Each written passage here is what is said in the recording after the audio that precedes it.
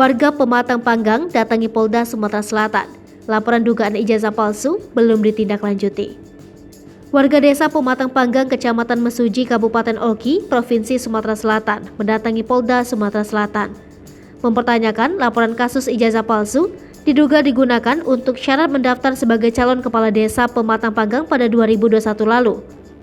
Kedatangan perwakilan warga desa Pematang Panggang ini untuk meminta kejelasan kepada pihak penyidik Polda Sumsel sejauh mana hasil dari penyidikan maupun pemeriksaan terhadap diduga pelaku pengguna ijazah palsu. Padahal kasus dugaan ijazah palsu yang digunakan oknum tersebut telah dilaporkan pada Oktober 2021 lalu oleh warga Pematang Panggang, namun hingga kini belum ditindaklanjuti, apalagi ditetapkan sebagai tersangka atau tidak. Kuasa hukum pelapor, ia merupakan warga Pematang Panggang, Edison Wahidin, mengatakan bahwa ia bersama kliennya mendatangi Polda Sumatera Selatan guna mengkonfirmasi terkait laporannya sekitar 10 bulan yang lalu ke SPKT Polda Sumatera Selatan. Mereka melaporkan Ibrahim bin Hasan yang diduga telah melanggar pasal 263, Jungto 266 terkait pemalsuan ijazah ketika mendaftar menjadi salah satu calon kepala desa.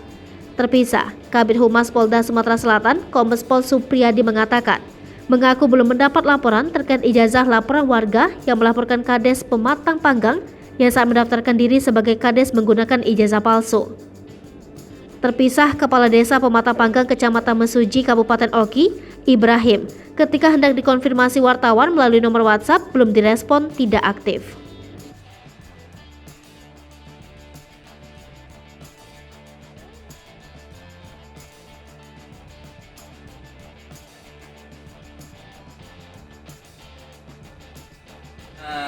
Saya selaku kuasa hukum dari Bapak Bamam, saudara Bamam, berserta rombongan, mereka ini kan tempoh hari pernah melakukan laporan ke SPKT Polda Sumatera Selatan dalam hal ini pada tanggal 16 Oktober 2021 terhadap terlapor, yaitu saudara Ibrahim bin Hasan. Beliau ini diduga melanggar pasal 263 Junto 266 terkait pemalsuan ijazah ketika mendaftar menjadi salah satu calon kades dan sekarang adalah beliau terpilih. Gitu.